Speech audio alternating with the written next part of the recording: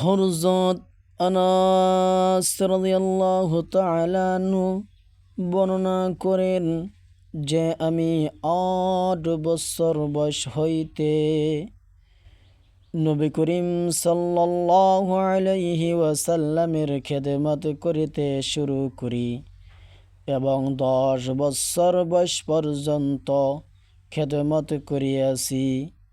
এই দীর্ঘ সময়ের মধ্যে যখনই আমার হাতে কোনো ক্ষতি হইয়াছে, তখন তিনি আমাকে কখনো উহার কারণে তিরস্কার করে নাই।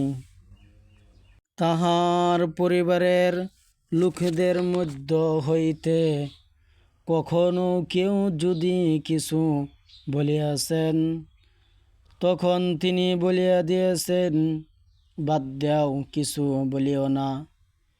কেননা যদি কোনো ক্ষতি হইয়া তকদিরের ফয়সালা হয়, তবে উহা হইতেই থাকে।